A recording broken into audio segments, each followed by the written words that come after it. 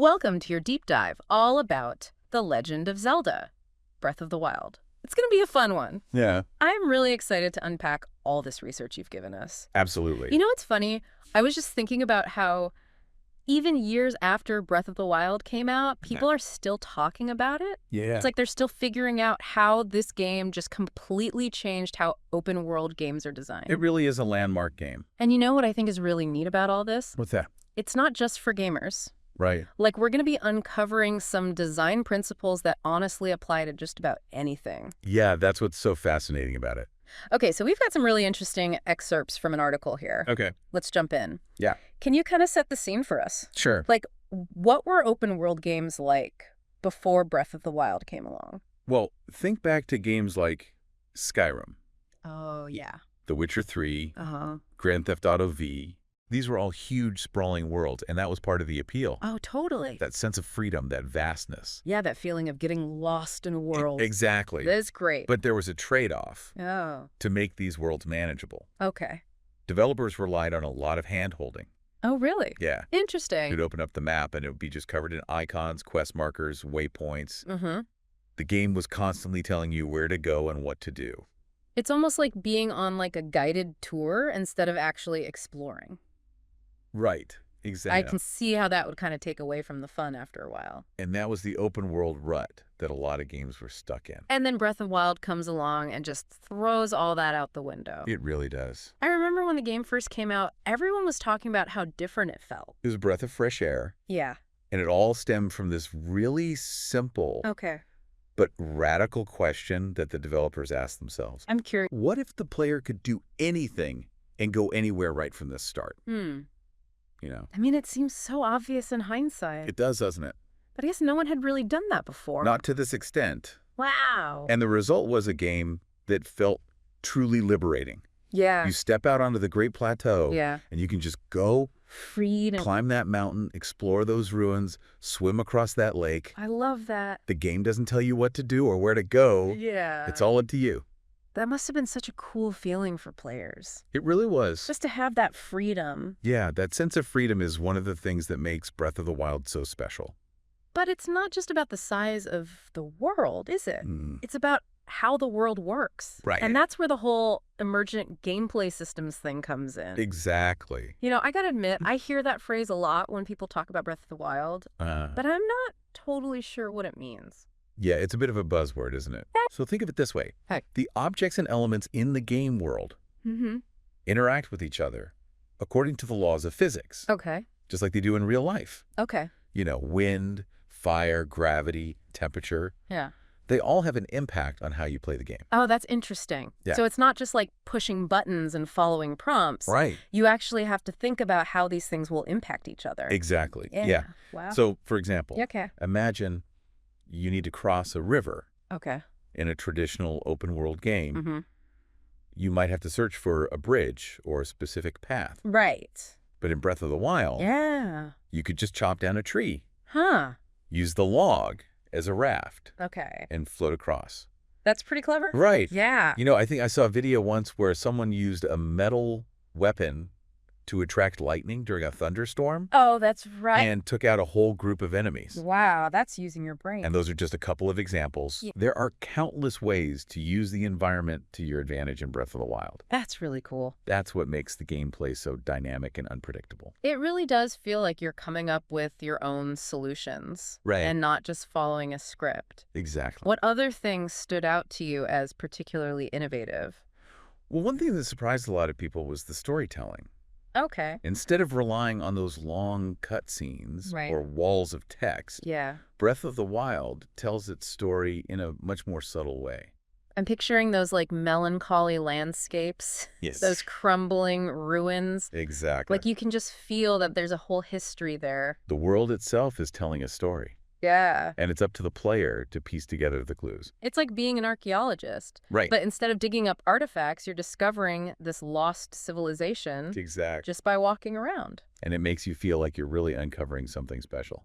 I love that. Yeah. But wouldn't that make it easy to miss parts of the story? Well, that's the beauty of it. Okay. You can engage with the story as much or as little as you want. Oh, interesting. If you just want to run around, fight monsters, explore, Yeah. you can totally do that. Okay. But if you take the time to pay attention to the details, Yeah. explore the ruins, talk to the characters, you'll uncover this incredibly rich and layered narrative. It sounds like they really trusted the players to be a part of the storytelling process. Exactly. But one of the things that really surprised me about Breath of the Wild was that it actually had survival elements. Oh, yeah, definitely. Like the stamina system. You Yeah. can't just climb and run forever. Right. You actually have to think about pacing yourself. Right. And managing your resources. And then there's the cooking, which is almost a whole separate game in itself. Oh, yeah, the cooking. You have to gather ingredients. Yeah. Experiment with recipes. So fun. And learn how to create dishes that'll restore your health and stamina. Yeah. It's a surprisingly deep system. It is. It's really fun. And it makes the world feel so much more real. It's funny how something as simple as needing to eat can make the world feel so much more immersive. Yeah. Like you're actually there. And it's not just about adding complexity. Okay. Those survival mechanics force you to think strategically. Yeah. You can't just charge into battle without considering whether you have enough food and stamina to survive. It makes every decision feel more impactful. Exactly. Interesting. You know what else contributes to that? What's that? The lack of distractions. Oh, what do you mean? Like all those quest markers. Oh, yeah. And notifications. Yeah, like you see in other open world games. Exactly. So in Breath of the Wild, you don't have that. There's no mini-map constantly telling you where to go. Yeah. No flashing icons cluttering up your screen. Uh-huh. It's just you and this vast, beautiful world. So how do you even know where to go? You use your senses. Okay. You look for landmarks. Pay attention to the environment. Okay. You use your shake a slate to mark points of interest. Yeah. You have to rely on your own intuition. So they're really encouraging you to explore Exactly. and figure things out on your own. They're saying, we trust you to figure it out. That's pretty cool. It is, isn't it? It's a very different way to design a game. It really is. But it sounds like it really works. It forces you to be present in the world, Yeah. to pay attention to your surroundings, and to engage with the game in a much more active way. Like they really wanted to create a sense of exploration and discovery. Precisely. And not just telling you where to go, Right. but giving you the tools and the freedom to find your own way. Exactly. And that's what makes Breath of the Wild so unique. It really is a special game. It's not just a game, it's an experience. It's a journey of exploration and discovery, I love it. both in the game world and within yourself. This is fascinating stuff. But before we move on, I would love to hear what's resonating with you so far, listener. Yes. What's standing out to you as particularly interesting or surprising? Right. What questions are popping into your head? Yeah, let us know. We'll be back shortly for part 2 of this deep dive, We will. where we're going to explore the why behind all of this innovation. And what it all means for you. We'll see you soon. Welcome back to our deep dive on Breath of the Wild. It's good to be back. I'm really curious Yeah, to hear what stood out to you in the first part. me too. I was just thinking about that feeling of freedom we talked about. Oh, yeah. Being able to step off the beaten path Uh-huh. and explore wherever you want. Mm-hmm. It's so rare to find that in a game. It is. Let alone in real life. It makes you wonder Yeah. why we even crave that sense of exploration. That's a great question. What is it about discovering something new Yeah. that's so satisfying to us as humans? I guess it taps into some kind of primal instinct. Yeah, maybe. That drive to push beyond the familiar, Mm-hmm. to see what's over the next hill. Expand our horizons. Exactly. Yeah. And Breath of the Wild creates this perfect environment for that. It really does. You can take risks, you can make mistakes, learn from them Yeah. without any real-world consequences. Right. It's like a giant sandbox for your imagination. It is. It is. It's like they took all the best parts of childhood exploration Oh, yeah. and put it into a game. Absolutely. That sense of wonder and possibility. That's one of the things I find so brilliant about this game. Yeah. It's not just a game.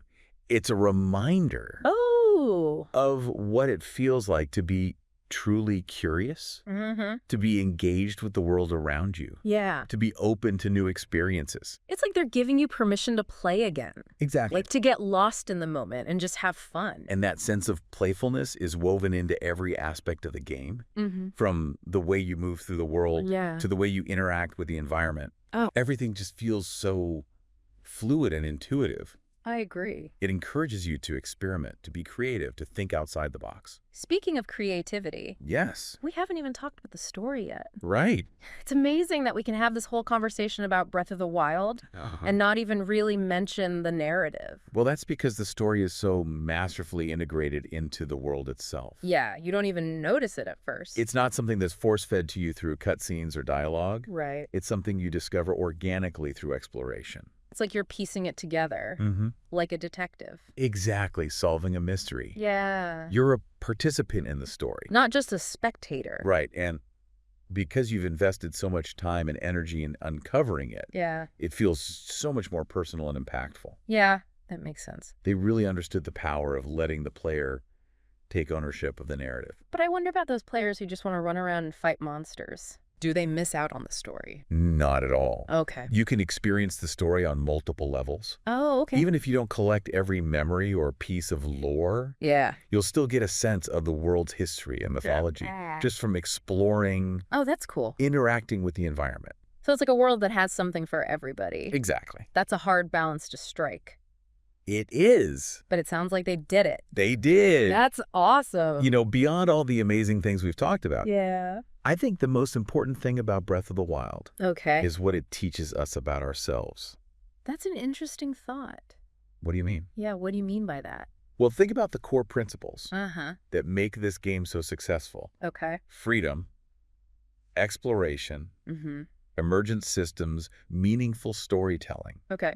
These aren't just video game concepts. Right. These are principles that can be applied to any aspect of our lives. You know, I see what you're getting at. Yeah. It's not just about the game. Right. It's about what the game can teach us, Mm-hmm. about how to approach our work, our relationships, Yeah. even just our own personal growth. Breath of the Wild shows us that when we embrace freedom and exploration, when we allow ourselves to experiment and make mistakes, Yeah.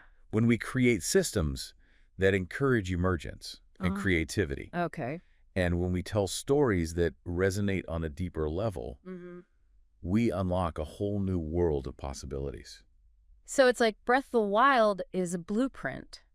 In a way, Yes. for living a better life. It's a reminder that the most rewarding experiences often come from venturing off the beaten path, Yeah. from embracing the unknown, from trusting ourselves to figure things out as we go.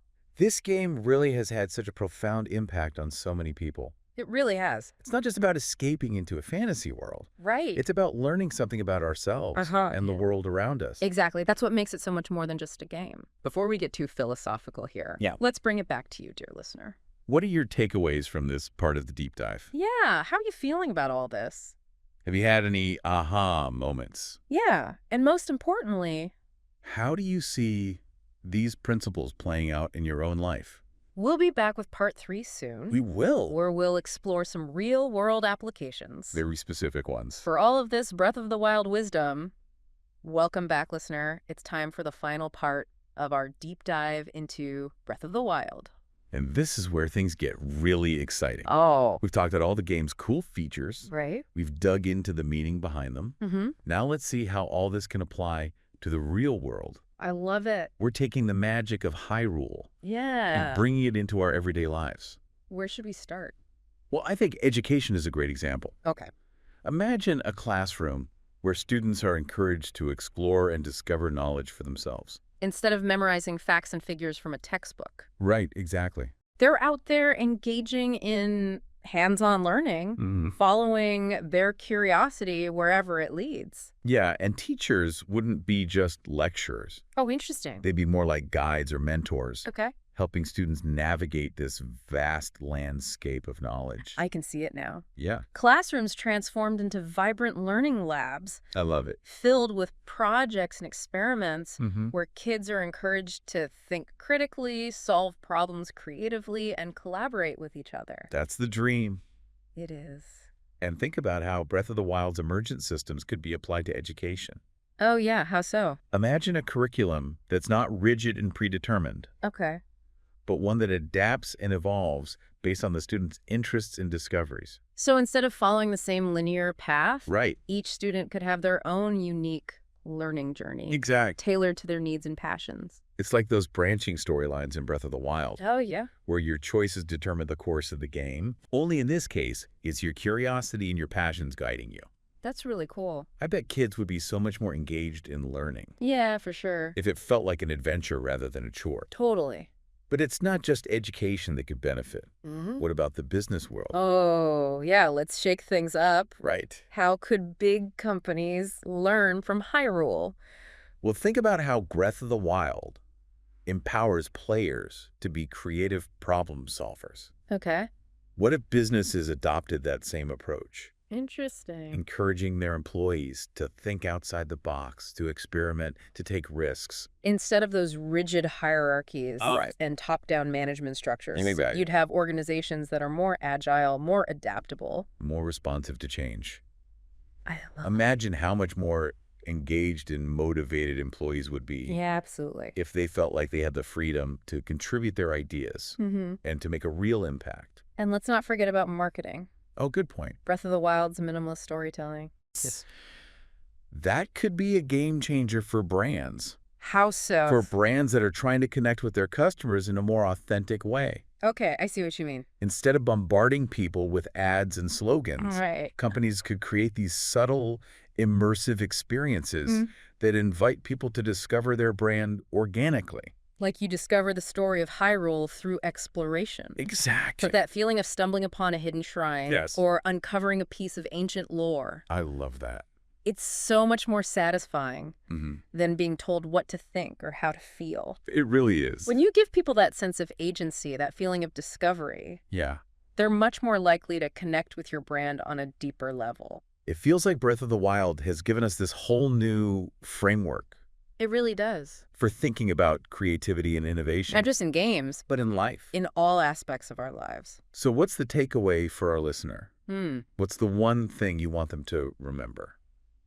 It's simple, really. Don't be afraid to break the mold. I love that. Don't be afraid to explore, to experiment, to try new things. Yeah.